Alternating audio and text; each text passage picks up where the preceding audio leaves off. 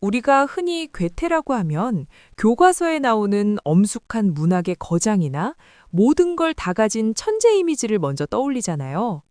그런데 사실 1786년 9월 3일 새벽 3시에 벌어진 일은 지금 기준으로 봐도 정말 말도 안 되는 일종의 잠적 사건이었거든요. 당시 37살이었던 괴테가 자기가 모시던 공작에게도 알리지 않고 심지어 10년 넘게 사랑했던 연인에게도 비밀로 한 채 새벽 공기를 가르며 도망치듯 마차를 탔거든요. 이건 단순한 여행이 아니라 모든 사회적 지위와 명성을 뒤로 하고 벌인 인생을 건 도박이나 다름없는 탈출이었어요. 우리가 만약 지금의 잘 나가는 커리어를 다 버리고 이름까지 가짜로 만들어서 아무도 모르는 곳으로 사라진다고 생각해보면 그 절박함이 어느 정도였을지 짐작이 가시나요? 맞아요. 그 당시 괴테는 독일 바이마르 공국에서 거의 국무총리급의 실권을 쥔 고위 관직자였고 이미 젊은 베르터의 슬픔으로 유럽 전체를 뒤흔든 슈퍼스타였단 말이죠.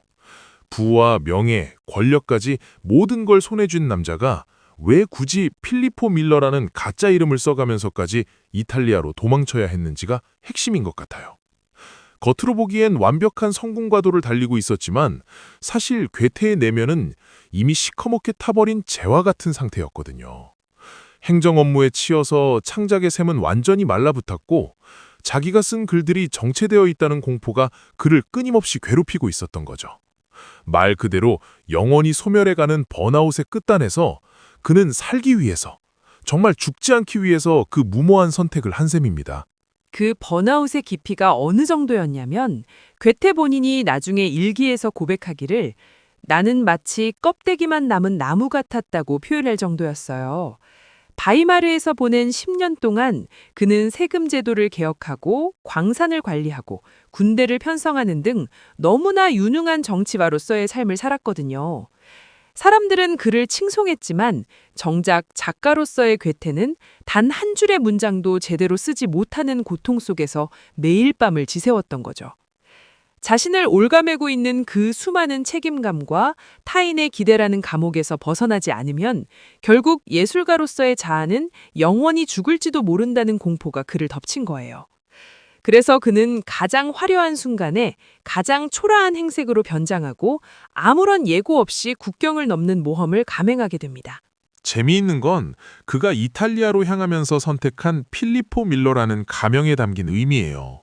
자신의 찬란한 이름 석자를 버리고 평범한 독일인 여행자로 위장했다는 건 더 이상 위대한 작가 괴테로 대접받지 않겠다는 강력한 의지거든요. 그는 마차 안에서 숨을 죽인 채 혹시라도 자기를 알아보는 사람이 있을까봐 가슴을 졸이면서도 한편으로는 형언할 수 없는 해방감을 느꼈을 거예요.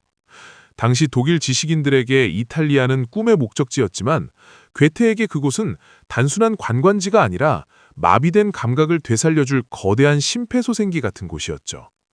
바이마르의 차갑고 딱딱한 공직 생활을 벗어나서 따뜻한 햇살과 고대 유적이 숨쉬는 그곳으로 가야만 다시 숨을 쉴 수 있다고 믿었던 겁니다.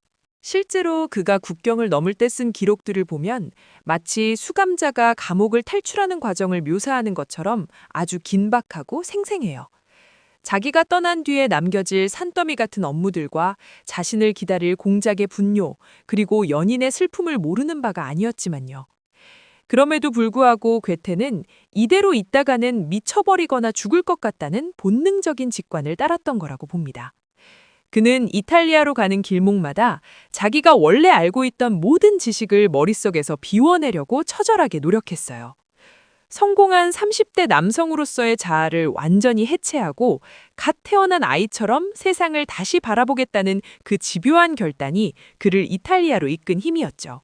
그 과정에서 괴테가 겪은 심리적 변화를 들여다보면 지금 우리 현대인들이 겪는 커리어 위기와도 굉장히 맞닿은 부분이 많아요.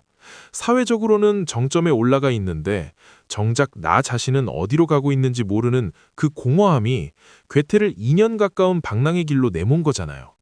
그는 알프스를 넘으면서 점점 날씨가 따뜻해지고 공기의 질감이 변하는 것을 느끼며 비로소 자기 모 안의 피가 다시 돌기 시작한다고 느꼈대요. 이름을 속이고 신분을 감춘 채 노새를 타거나 낡은 마차를 이용해 남쪽으로 내려가면서 그는 비로소 정치가 괴테가 아닌 인간 괴테로 돌아가는 연습을 시작한 겁니다. 그토록 갈망했던 로마가 가까워질수록 그는 과거의 자신을 하나씩 버리고 그 자리에 고전주의라는 새로운 예술적 영감을 채울 준비를 마쳐가고 있었죠. 그렇게 알프스를 넘어 이탈리아 땅을 밟은 순간 괴테가 가장 먼저 마주한 건 다름 아닌 빛의 충격이었어요. 북유럽의 그 눅눅하고 회색빛 가득한 하늘 아래서 평생을 살한 사람에게 지중해의 강렬한 태양은 단순히 날씨가 바뀐 수준이 아니었거든요. 그는 일기에서 내 눈이 새로 떠지는 기분이다 라고 표현했는데 이건 문학적인 비유가 아니라 정말 물리적인 감각의 대전환이 일어난 거예요. 사물의 윤곽이 너무나 또렷하게 보이고 풍경의 색채가 비현실적으로 선명하니까 자기가 지금까지 봐왔던 세상이 얼마나 흐릿하고 왜곡되어 있었는지를 비로소 깨닫게 된 거죠. 이런 감각의 해방이 시작되면서 괴테의 문체도 이전의 무겁고 관념적인 틀을 벗어던지고 완전히 다른 생명력을 얻기 시작합니다. 맞아요. 그 문체의 변화가 정말 흥미로운 지점인데 이전의 괴테는 자신의 내면으로만 파고드는 감상적인 글을 썼다면 이탈리아에서는 철저하게 관찰자의 시점으로 변하거든요. 그는 여행 중에 매일같이 자기가 본 것들을 아주 세밀하게 기록했는데 그게 바로 우리가 잘 아는 이탈리아 기행을 바탕으로 된 일기와 편지들이죠. 바이마르에 남겨둔 사람들에게 보낸 편지들을 읽어보면 처음에는 미안함이나 자책 같은 복잡한 감정들이 섞여 있다가 갈수록 풍경과 식물, 심지어 길가에 굴러다니는 돌멩이 하나에 집중하는 모습으로 바뀌어요. 이건 단순한 기록을 넘어서 자기 안에 고여있던 그 무거운 번아웃의 찌꺼기들을 외부의 대상을 정밀하게 관찰함으로써 씻어내는 일종의 심리적 치유 과정이었던 셈입니다. 자신을 괴롭히던 주관적인 고통에서 눈을 돌려 객관적인 세계의 아름다움을 발견하면서 비로소 영혼의 안정을 찾기 시작한 거죠. 그 관찰의 깊이가 어느 정도였냐면 괴테는 길가에 핀 흔한 꽃 하나를 보더라도 그게 왜 그런 모양을 하고 있는지, 햇빛의 각도에 따라 어떻게 색이 변하는지 정말 집요하게 파고들었어요. 그는 나중에 식물학이나 색채학 연구로까지 나아가게 되는데 그 학문적 열정의 씨앗이 바로 이 이탈리아의 뜨거운 햇살 아래서 싹을 틔운 거죠. 그는 나는 이제 사물을 선입견 없이 있는 그대로 본다고 스스로 선언하며 예전에 책으로만 배웠던 지식들로 세상을 재단하던 습관을 완전히 버리기로 결심합니다. 예를 들어 고대 유적을 볼 때도 남들이 다 하는 뻔한 찬사나 역사적 지식에 매몰되지 않고 그 대리석의 차가운 질감과 기둥의 완벽한 비례가 주는 순수한 전율을 몸으로 먼저 받아들였어요. 이런 태도의 변화는 곧 그를 짓누르고 있던 창작의 벽을 허물고 다시 펜을 들게 만드는 결정적인 열쇠가 됩니다. 그가 로마로 향하는 여정에서 느낀 그 생동감은 마치 마비되었던 세포 하나하나에 신선한 피를 수혈하는 과정과도 같았을 거예요. 베네치아에 도착했을 때 괴테는 생전 처음으로 진짜 바다를 마주하게 되는데 그 끝없는 수평선을 보면서 자기가 가졌던 고민들이 얼마나 작고 하찮은 것이었는지 통감하거든요. 북적이는 시장등에서 들려오는 상인들의 거친 활기, 은은한 바다 비린내, 운하의 물결 소리 같은 모든 감각적 자극이 그에게는 세상 그 무엇보다 귀한 예술적 영감이었던 거죠. 바이마르의 딱딱하고 엄격한 궁정 예법 속에서는 도저히 느낄 수 없었던 날 것 그대로의 생명력이 괴테의 심장을 다시 뛰게 만든 겁니다. 그는 이때부터 일기에 스스로를 다시 태어난 존재라고 부르기 시작하며 과거의 어두운 그림자를 하나씩 지워나가는 일종의 의식을 치렀어요. 재미있는 건 괴테가 이런 감각적 충격을 단순히 즐기는 데서 멈추지 않고 그걸 아주 논리적이고 체계적인 관찰의 기술로 연결시켰다는 점이에요. 그는 여행 내내 항상 스케치 도구를 챙겨다니면서 자기가 본 풍경과 사물을 그림으로 옮기려고 수없이 노력했거든요. 글이라는 매체로는 다 담아낼 수 없는 그 찬란한 색채와 형태의 본질을 손끝으로 직접 그려보면서 자아의 경계를 확장하려 했던 거죠. 이 과정에서 그는 생각하는 자에서 보는 자로 거듭나게 되고 그동안 자기를 가두고 있던 관념의 감옥에서 벗어나 현상이라는 자유로운 바다로 나아가게 된 거예요. 자기를 둘러싼 환경의 색깔이 바뀌니까 자기도 모르게 굳어있던 사고의 틀이 깨지고 그 빈틈 사이로 새로운 문학적 언어들이 터져나오기 시작한 겁니다. 그렇게 한 달이 넘는 시간 동안 감각을 예리하게 벼려온 괴테는 마침내 1786년 10월 29일 운명의 장소인 로마의 성문에 발을 들이게 됩니다. 그는 로마에 입성하자마자 이곳이 바로 자기가 평생을 갈구해왔던 영혼의 고향이자 진정한 목적지라는 걸 본능적으로 직감했어요. 로마는 그에게 단순히 고대 유적이 모여있는 관광지가 아니라 낡은 자아를 완전히 장사 지내고 새로운 인간으로 부활할 거대한 자궁 같은 곳이었거든요. 그는 로마의 먼지 날리는 길바닥을 밟으며 이제야 비로소 내 진짜 삶이 시작되었다고 소리치고 싶을 정도의 전율을 느꼈다고 고백해요.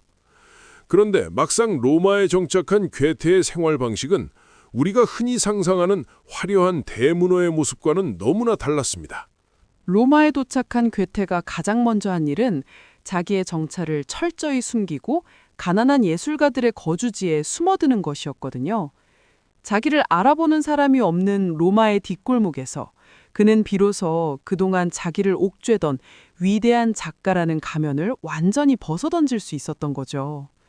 그는 로마의 낡은 아파트에서 화가들과 어울리며 아침부터 밤까지 오로지 유적을 관찰하고 그림을 그리는 일에만 몰두하는 단순한 삶을 선택합니다. 이 이름 없는 이방인으로서의 자유가 오히려 괴테에게는 바이마르의 고위관직보다 훨씬 더 풍요롭고 가치 있는 자산이 된 거예요. 여기서 괴테는 우리가 흔히 고전주의라고 부르는 그 완벽한 조화와 균형의 미학을 책이 아닌 삶의 현장에서 직접 몸으로 배우기 시작하는데요.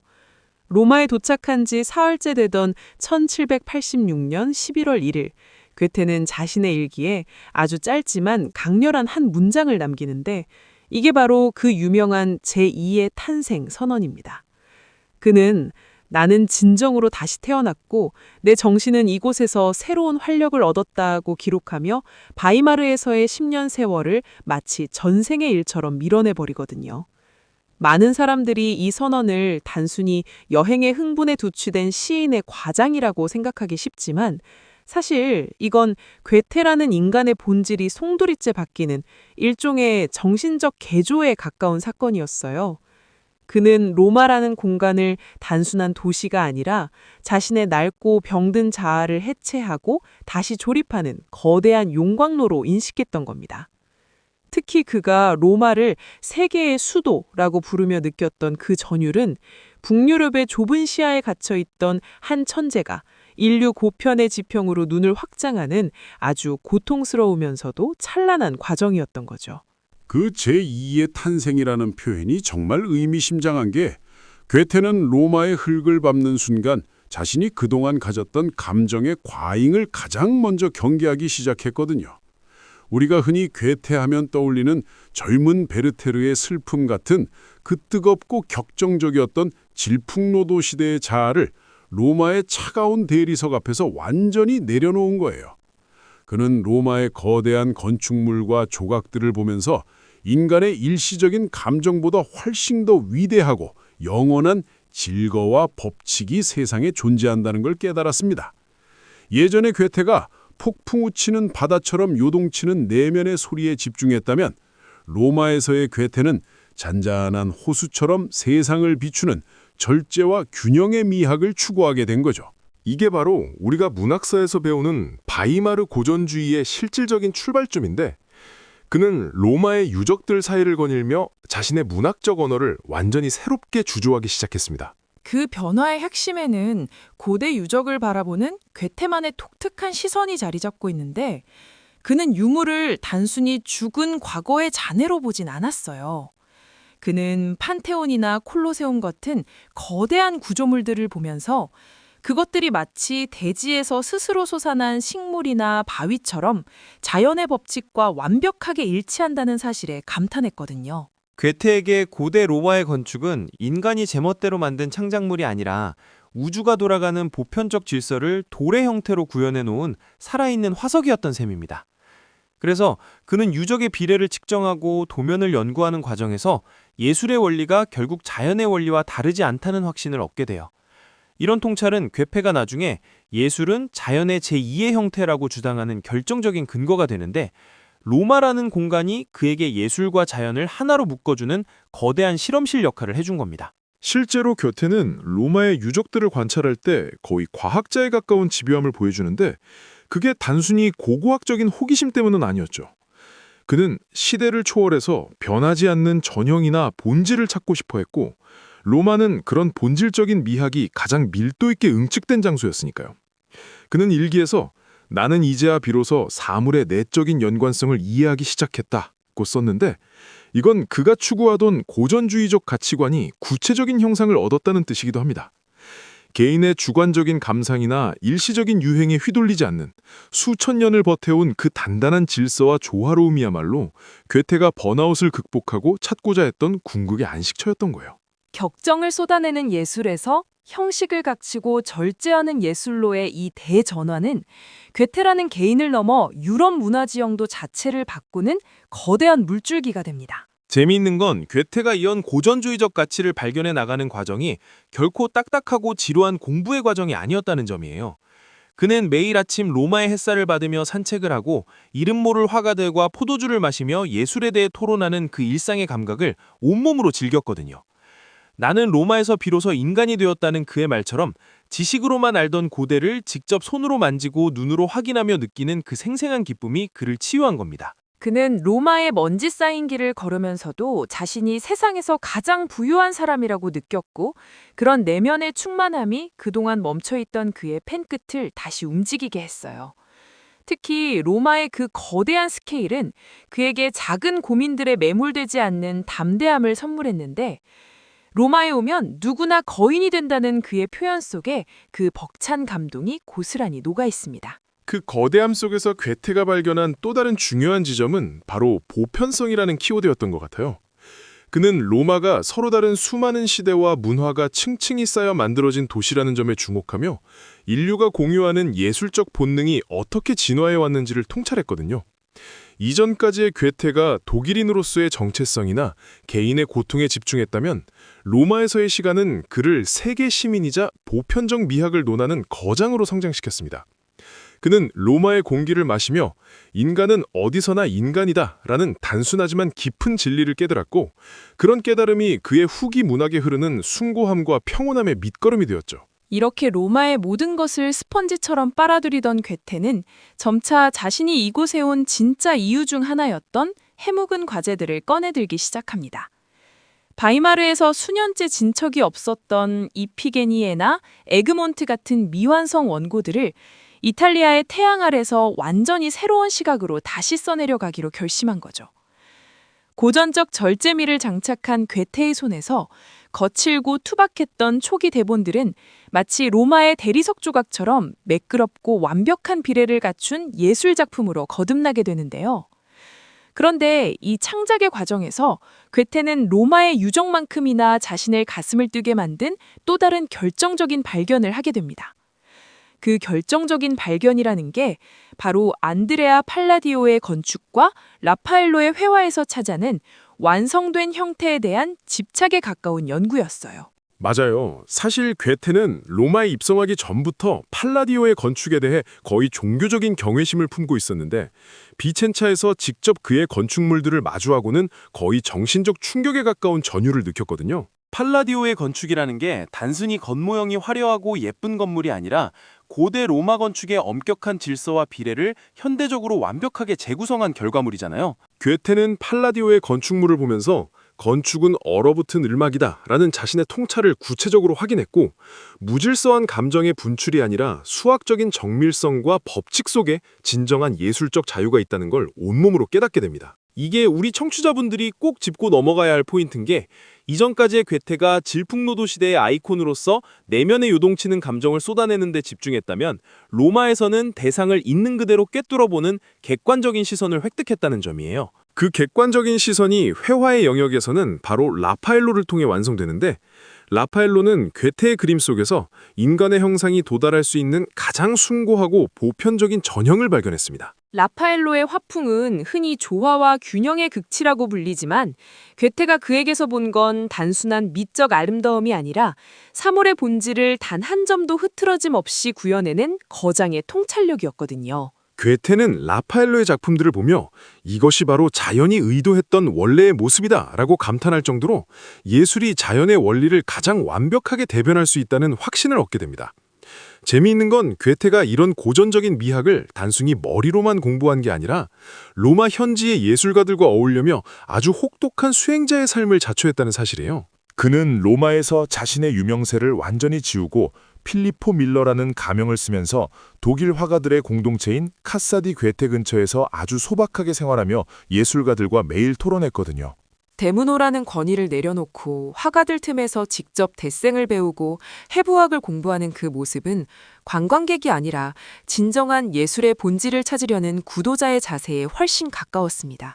특히 그는 자신이 화가로서의 재능은 부족하다는 점을 아주 냉정하게 인정하면서도 그림을 그리는 행위 자체를 사물을 정확하게 관찰하는 훈련으로 삼았다는 게 정말 놀라운 부분이죠.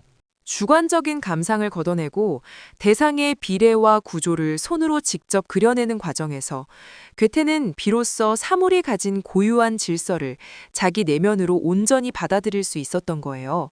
나는 이제야 사물을 있는 그대로 보는 법을 배우고 있다는 그의 고백은 단순히 시각적인 관찰을 넘어 자신의 낡은 자아를 해체하고 세계의 법칙에 순응하려는 거대한 철학적 전환을 의미합니다. 이런 수행자적인 태도는 그가 이탈리아에서 수년째 붙잡고 있던 미완성 원고들을 대하는 방식도 완전히 바꿔놓게 되는데 가장 대표적인 게 바로 이피게니에의 개작 과정이죠. 독일에서 썼던 초기 원고가 투박하고 격정적인 감정이 날 것 그대로 드러나 있었다면 로마의 대리석과 라파엘로의 평온함을 경험한 괴테는 이 작품을 아주 매끄럽고 우아한 고전적 운문으로 다시 조각해 나갑니다. 그는 문장 하나하나를 다듬을 때마다 마치 팔라디오가 건물의 비례를 맞추듯 언어의 절제미와 구조적 완벽함에 거의 광적으로 집착하며 고전주의의 정수를 담아내려 애썼거든요. 결국 로마에서의 시간은 괴테에게 단순한 휴식이 아니라 주관적 자아에 갇혀있던 한 인간이 보편적인 자연의 질서와 조우하는 거대한 지적 빅뱅의 순간이었던 셈입니다. 그런데 이 완성된 형태에 대한 괴테의 집착은 단순히 예술 작품에만 머물지 않고 그가 바라보는 자연세계와 과학적 탐구로까지 아주 흥미롭게 확장되기 시작하는데요. 맞아요.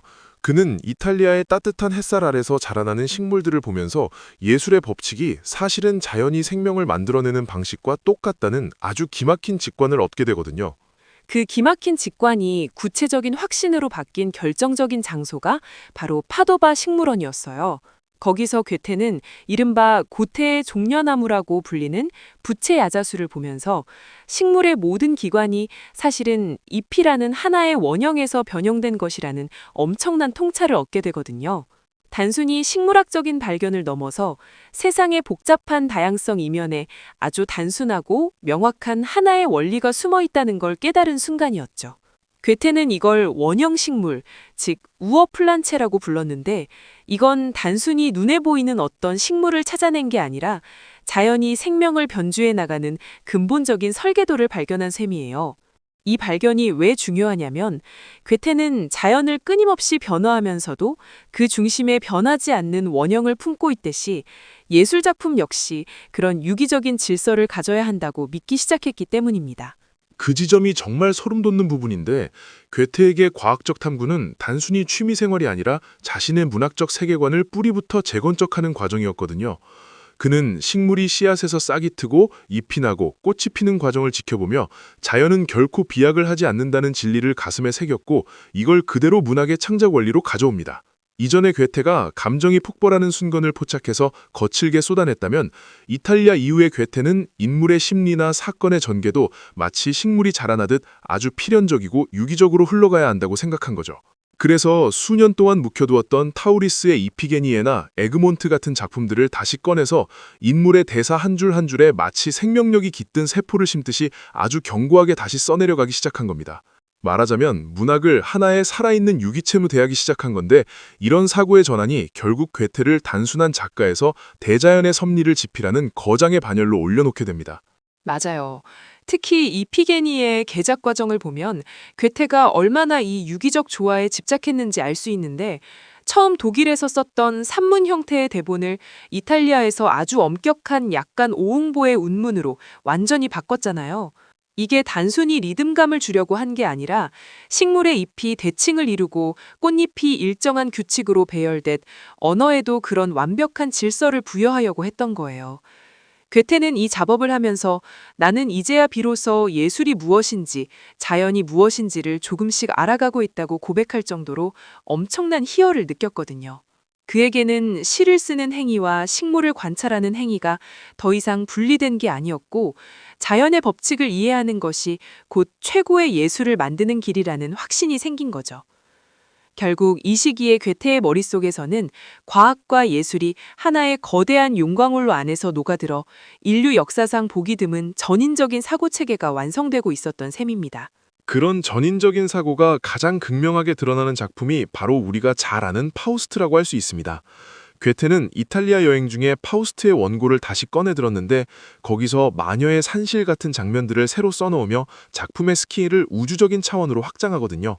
그는 파우스트라는 인물의 고뇌를 단순히 개인적인 방황으로 보지 않고 끊임없이 상승하고 진화하려는 생명 본연의 에너지, 즉 변형의 관점에서 바라보기 시작했어요.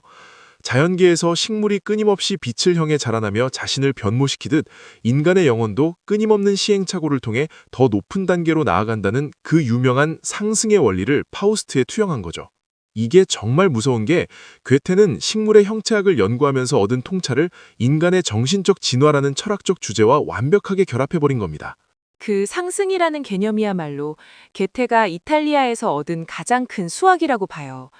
그는 자연을 관찰하면서 단순히 반복되는 순환이 아니라 매 순간마다 이전보다 더 고차원적인 상태로 나아가려는 내적인 힘을 발견했거든요. 이걸 문학적으로 풀면 결국 인간이 가진 무한한 가능성과 구원에 대한 이야기가 되는데, 괴테는 이 원리를 증명하기 위해 광학이나 색채학 연구에도 엄청난 에너지를 쏟아붓게 됩니다. 뉴턴의 근대 과학이 세상을 숫자로 분절해서 설명하려고 했다면 괴테는 인간의 눈으로 직접 보고 느끼는 현상 그 자체 속에 우주의 진리가 들어있다고 믿었거든요. 그래서 그는 색채를 연구할 때도 단순히 빛의 굴절을 계산하는 게 아니라 빛과 어둠이 만나서 어떻게 그 화려한 색의 향연을 만들어내는지 그 역동적인 상호작용의 드라마를 관찰하려 애썼습니다. 결국 괴테에게 과학은 사물을 분석해서 파괴하는 도구가 아니라 대상과 내가 하나가 되어 그 본질을 느끼는 공감의 학문이었던 거예요. 그는 현미경으로 들여다보는 세세한 지식보다 전체를 아우르는 통찰이 훨씬 중요하다고 믿었고, 그런 태도가 그의 후기 문학 작품 곳곳에 아주 깊숙이 스며들어 있습니다. 예를 들어 그가 쓴 식물의 변형이라는 논문을 보면 이게 과학 논문인지 한편의 서사시인지 분간이 안 갈 정도로 문장이 아름답고 철학적인데, 이게 바로 괴테가 도달한 경지거든요. 그는 자연은 죽은 기계가 아니라 살아있는 신의 의상이다 라고 말하며 모든 사물 속에 깃든 생명력을 포착해내는 것이 예술가와 과학자의 공통된 임무라고 생각했습니다. 이런 통합적 사고 덕분에 괴테는 르네상스적인 천재의 전형이 될 수 있었고, 이탈리아라는 거대한 실험실은 그가 품고 있던 수천 갈래의 생각들을 하나의 질서로 묶어준 결정적인 계기가 된 거죠. 그런데 여기서 우리가 정말 흥미롭게 봐야 할 대목은 괴테가 이런 고차원적인 깨달음을 얻는 과정이 결코 순탄치만은 않았다는 점이에요. 그는 이탈리아에서 매일같이 쏟아지는 새로운 자극과 자신의 낡은 고정관념 사이에서 엄청난 내적 투쟁을 벌이고 있었거든요. 머리로는 자연의 질서를 이해했다고 생각했지만 정작 자신의 삶 속에서 그 질서를 어떻게 실천하며 살아갈지에 대해서는 여전히 치열한 고민이 계속되고 있었습니다. 특히 로마에서의 생활이 길어질수록 그는 자신이 사랑했던 이 이탈리아의 태양 아래 영원히 머물 수 없다는 사실을 뼈저리게 느끼기 시작하는데요. 고향 독일에서는 여전히 그를 기다리는 수많은 의무와 관직, 그리고 그를 괴롭혔던 번아웃의 그림자가 도사리고 있었기 때문입니다. 맞아요. 괴테는 이탈리아에서 다시 태어난 인간이 되었지만 정작 그가 돌아가야 할 곳은 그를 숨막히게 했던 옛 삶의 터전이었으니까요. 그는 로마의 유적들 사이를 거닐면서도 문득문득 바이마르의 차가운 공기를 떠올렸고 거기서 오는 묘한 괴리감과 두려움이 그의 일기 곳곳에 묻어납니다. 자신은 이제 완전히 다른 사람이 되었는데 과연 돌아가서 예전처럼 고위 관료로 일하며 평범한 일상을 버텨낼 수 있을지 스스로에게 끊임없이 질문을 던졌던 거죠. 이 고민은 결국 그가 이탈리아에서의 체류를 예상보다 훨씬 더 길게 연장하게 만드는 이유가 되기도 합니다. 로마의 달콤한 예술적 자유를 조금이라도 더 누리고 싶으면서도 동시에 완성된 자신의 내면을 세상에 증명하고 싶어하는 이중적인 감정이 소용돌이치기 시작한 거예요. 그 갈등이 정점에 달했을 때 괴테가 보여준 행동들이 참 인간적이면서도 흥미로운데 그는 마치 도망치듯 로마를 떠나 나폴리와 시칠리아로 더 깊숙이 내려가 버리거든요. 더 뜨거운 태양과 더 원시적인 자연 속으로 자신을 던지면서 그 내면의 혼란을 잠재우고 원형식물에 대한 확신을 더 견고하게 하려고 했던 것 같아요. 그곳에서 그는 고대 그리스의 흔적들을 마주하며 자신이 꿈꾸던 고전주의의 실체를 더 명확하게 확인하게 되는데요. 하지만 그 황홀한 여행의 끝에는 결국 피할 수 없는 선택의 순간이 성큼 다가와 있었습니다. 결국 그 피할 수 없는 선택의 순간, 괴테는 1788년 6월에 다시 바이마르의 차가운 공기 속으로 발을 내딛게 됩니다. 이탈리아의 그 눈부신 태양과 고대의 숨결을 뒤로하고 돌아왔을 때 괴테가 느꼈을 그 참담함은 우리가 상상하는 이상이었을 거예요. 그는 일기에서 로마에서 나는 나 자신을 발견했지만 다시 북쪽의 어둠 속으로 돌아오니 마치 유령이 된 기분이다 라고 적을 정도로 심각한 소외감을 느꼈거든요. 바이마르의 친구들은 2년 만에 돌아온 괴테가 예전처럼 사교계의 중심에서 화려한 이야기를 들려주길 기대했지만 괴테는 이미 너무 많이 변해 있었습니다. 그는 이제 더 이상 감상적인 문학 청년이 아니라 자연의 질서와 고전의 완벽함을 체득한 엄격한 예술가로 거듭나 있었으니까요.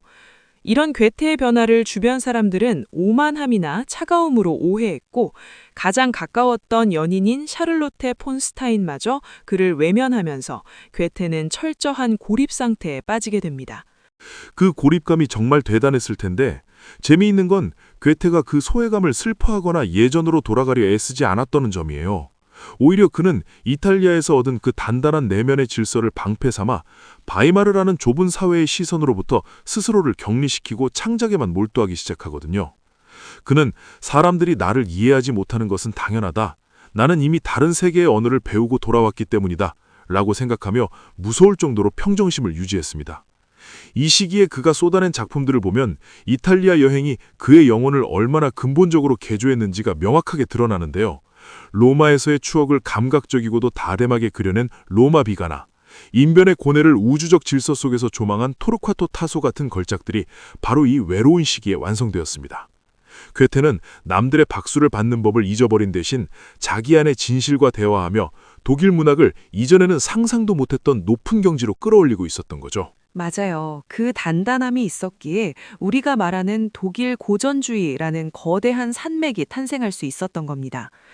특히 이탈리아에서 돌아온 지 몇 년 뒤에 만난 운명처럼 만난 실러와의 협력 관계는 괴테의 이탈리아 기행이 마침표가 아니라 새로운 시작이었음을 증명하는 결정적인 사건이었죠. 실러는 괴테가 이탈리아에서 가져온 그 명징한 통찰력을 알아본 유일한 인물이었고 두 천재의 만남을 통해 독일 문학은 비로소 세계 문학의 중심부로 진입하게 됩니다. 괴테는 실러에게 자극받아 서랍 속에 묵혀두었던 파우스트를 다시 꺼냈고 이탈리아에서 목격했던 그 찬란한 생명력을 작품 속에 쏟아부어 인류의 영원한 고전으로 만들어냈거든요. 만약 괴테가 이탈리아로 떠나지 않고 바이마르에서 관직에만 머물렀다면 우리는 아마 파우스트라는 거대한 서사시를 영영 만나지 못했을지도 모릅니다. 그는 여행을 통해 단순히 이국적인 풍경을 보고 온 게 아니라 자신의 천재성을 담아낼 수 있는 거대한 그릇 자체를 새로 빚어서 돌아온 셈이니까요. 결국 괴테의 이탈리아 여행은 한 개인의 휴양이나 단순한 탐방이 아니라 자기 파괴적인 위기에 처한 영혼이 선택한 가장 적극적인 생존 전략이었다고 볼 수 있습니다. 우리 현대인들도 삶의 어느 순간에 내가 쌓아온 모든 것들이 나를 짓누르고 더 이상 한 걸음도 나아갈 수 없다는 절망적인 번아웃을 마주하게 되잖아요. 그때 괴테가 보여준 그 무모해 보이는 떠남의 용기는 오늘날 우리에게도 아주 묵직한 메시지를 던져준다고 생각합니다. 그는 현실 도피를 한 게 아니라 오히려 진짜 자신을 찾기 위해 익숙한 모든 것들과 결별하는 정면 돌파를 선택했던 거거든요. 나를 정의하던 사회적 직함이나 의무를 잠시 내려놓고 낯선 곳에서 오롯이 대상과 마주하며 내 안의 원형을 발견하는 과정. 그것이야말로 창조적 에너지를 회복하는 유일한 길이라는 걸 괴테가 몸소 보여준 거죠. 정말 공감되는 말씀인데 사실 우리는 떠난다고 하면 돌아온 뒤의 삶이 무너질까 봐 두려워서 선뜻 발을 떼지 못하는 경우가 많잖아요. 하지만 괴테를 보면 오히려 그 떠남이 있었기에 돌아온 뒤의 삶이 이전과는 비교할 수 없을 정도로 풍요롭고 단단해질 수 있었다는 걸 알 수 있습니다. 그는 이탈리아에서 보낸 2년이라는 시간을 통해 평생을 버텨낼 수 있는 정신적 자산을 구축했고 그 힘으로 80이 넘는 나이까지 지치지 않는 창작 활동을 이어갈 수 있었거든요. 그의 삶을 들여다보고 있으면 가끔은 우리도 내면의 목소리에 귀를 기울이고 모든 것을 멈춘 채 나만의 로마를 향해 떠날 준비를 해야 하는 게 아닌가 하는 생각이 듭니다. 그 여행이 꼭 물리적인 이동이 아니더라도 나를 얽매이고 있는 낡은 생각의 틀을 깨부수고 새로운 감각으로 세상을 바라보려는 시도 자체가 우리 삶의 이탈리아 기행이 될 수 있으니까요. 그런 의미에서 괴테가 이탈리아 여행을 마치고 남긴 나는 이제야 인간다운 인간으로 살기 시작했다는 고백은 우리 모두가 꿈꾸는 삶의 궁극적인 지향점일지도 모르겠네요. 그는 익숙한 안락함을 버리고 불확실한 광야로 나갔고 거기서 죽음을 통과해 다시 태어나는 변형의 고통을 기꺼이 감내했습니다. 그 결과 그는 단순한 작가를 넘어 인류의 정신사를 밝히는 거대한 횃불이 되었고 그의 발자취는 수백 년이 지난 지금까지도 길을 잃은 많은 이들에게 영감을 주고 있습니다. 지독한 위기 속에서도 자신을 파괴하는 대신 더 높은 단계로 도약하려 했던 그 천재적인 투쟁은 결국 우리 각자의 마음속에도 다시 태어날 힘이 있다는 사실을 일깨워주거든요. 괴테가 로마의 유적 사이에서 발견했던 그 영원한 현재의 시간처럼 우리도 잠시 멈춰서서 내 안의 빛을 발견할 수 있는 용기를 가질 수 있기를 바라게 됩니다. 결국 괴테가 우리에게 남긴 가장 큰 선물은 수많은 걸작들 그 자체보다도 삶을 예술로 승화시키기 위해 끊임없이 자신을 갱신했던 그 뜨거운 태도일 거예요. 그는 이탈리아를 다녀온 뒤에도 멈추지 않고 죽는 순간까지 더 많은 빛을 요구하며 탐구와 창작의 끈을 놓지 않았습니다. 우리도 삶의 무게에 눌려 나 자신을 잃어버리고 있다는 느낌이 들 때 과감하게 짐을 꾸렸던 그 9월의 밤, 괴테가 마차에 올라타며 느꼈을 그 설렘과 공포를 떠올려 봤으면 좋겠네요. 낯선 길 위에서 비로소 진짜 나를 만날 수 있다는 그 확신이야말로 우리가 이 거장의 여행기에서 얻어야 할 가장 값진 수확이 아닐까 싶습니다. 괴테의 이탈리아 기행은 수백 년 전의 옛 이야기가 아니라 지금 이 순간에도 새로운 삶을 꿈꾸는 모든 이들에게 건네는 아주 강렬한 초대장인 셈이니까요.